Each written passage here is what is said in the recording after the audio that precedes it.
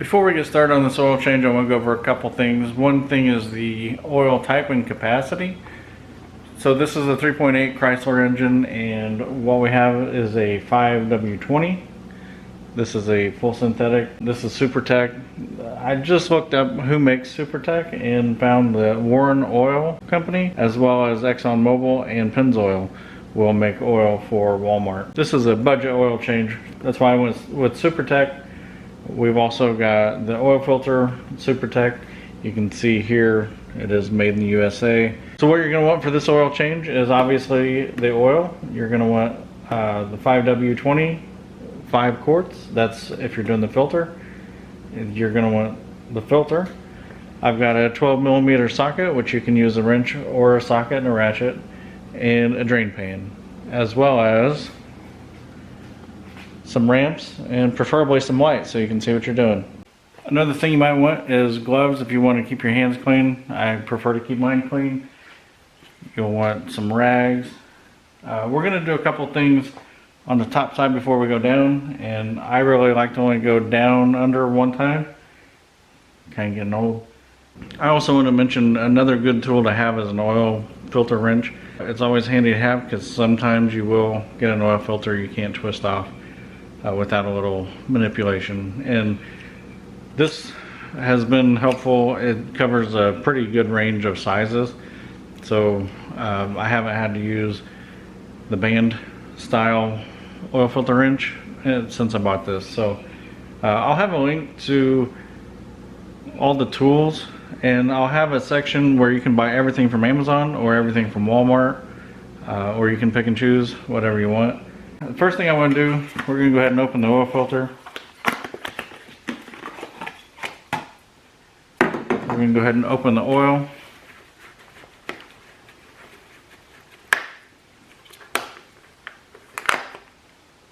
And what I'm going to do is get a little bit of oil on my finger, and we're just going to lube the face of this O-ring.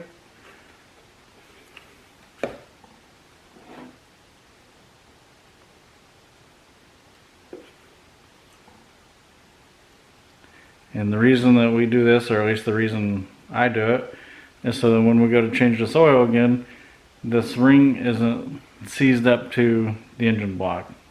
If you don't put this on there, it'll kind of want to stick and be real difficult to take off. Okay, so another thing we're going to do while we're up here, we're just going to go ahead and take this fill cap, get that loose, and all this is going to do is allow air to come in, so as we're draining the oil will flow freely.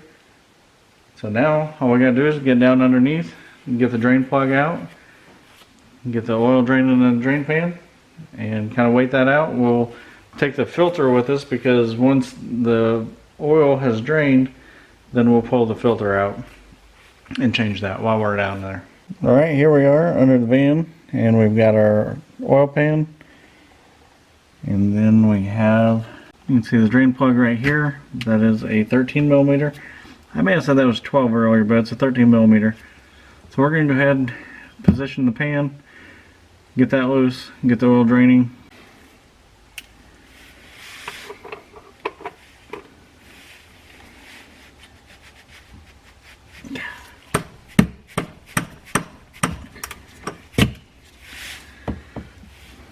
This right here is one reason you should change your own oil. These drain plugs only need to be tightened to approximately 20 foot-pounds, and this was definitely more than 20 foot-pounds. When we put this drain plug in, I'll get a torque wrench, I'll get the torque specs, and you'll see the difference in how tight that was versus how tight I tightened it with the torque wrench.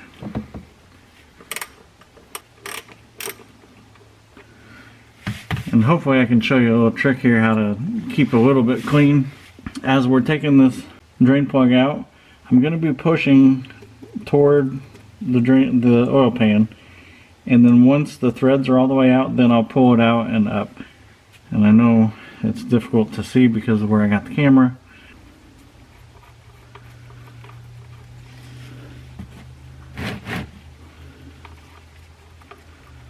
But here I'm pushing toward the drain plug, or the drain pan, the oil pan. You can see we're pretty loose. We're about there.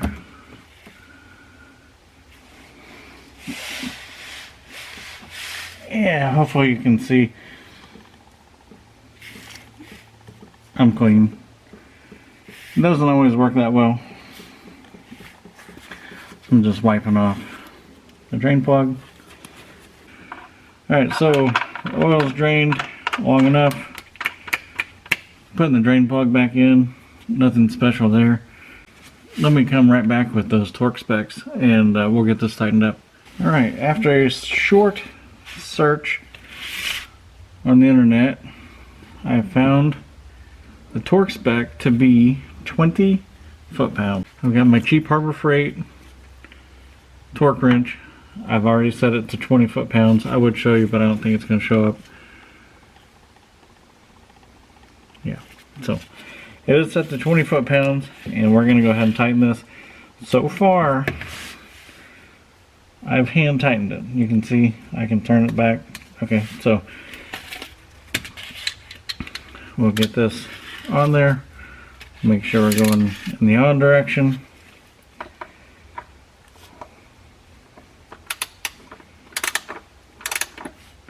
And if you remember how I had to loosen it,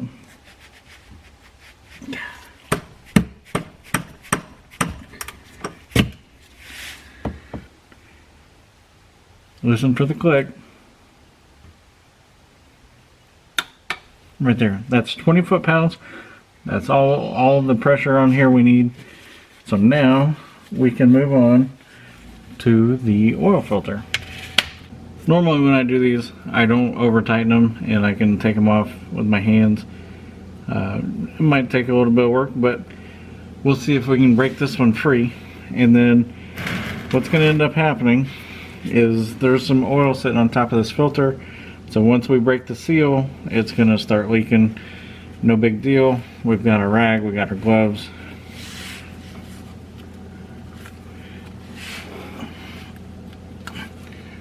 Okay. So you were able to see that I was able to break that seal with my hands. And we're just going to turn it back, let it drip, and get out of the way.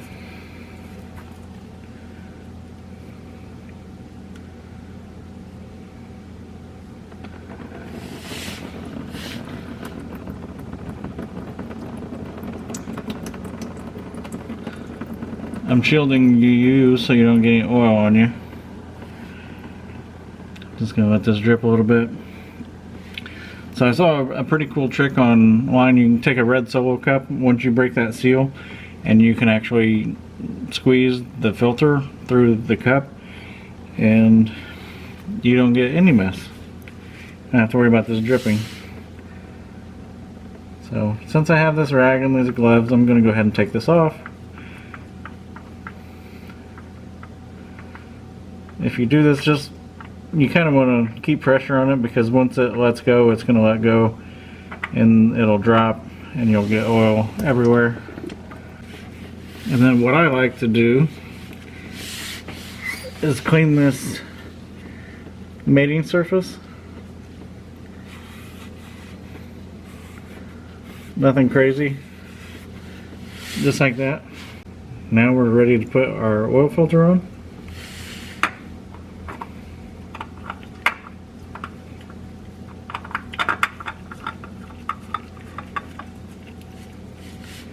I'm going to get another rag so I can tighten this.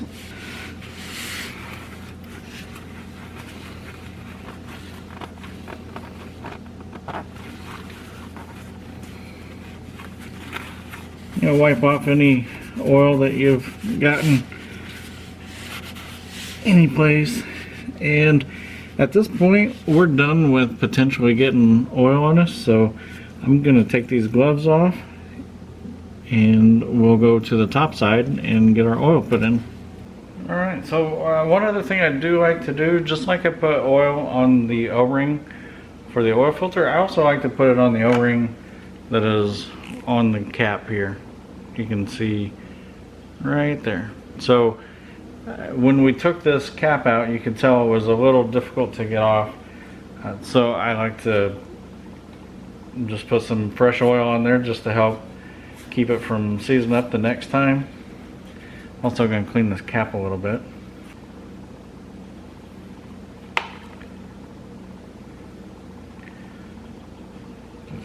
Just smear it around there.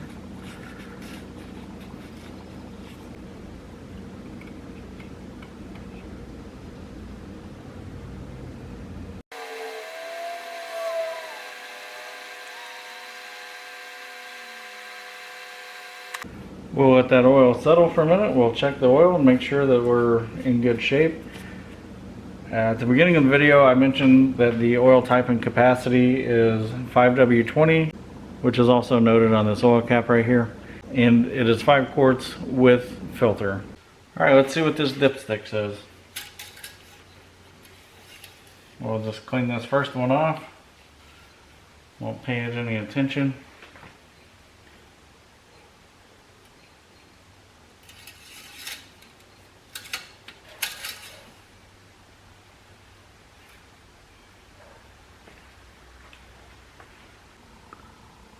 There we go. Yep. You can see we're full and good to go.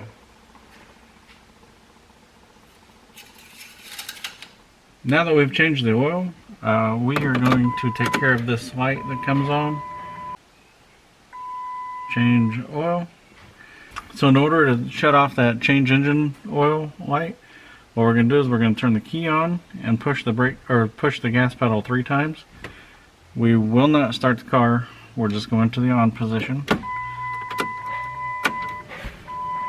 1, 2, 3. Well, with the oil change out of the way, I do want to say I've got some more videos on this vehicle coming. I'm doing front brakes, rear brakes, sway bar bushings, sway bar end links, maybe some other ones. But if you have any suggestions, anything you'd like to see on this van, let me know. Like I said, if you have any questions, put them in the comments below. Any suggestions, put those there as well. And I appreciate you watching the video. Hopefully this helped you get through an oil change on your vehicle if you've never done one. Thank you for watching.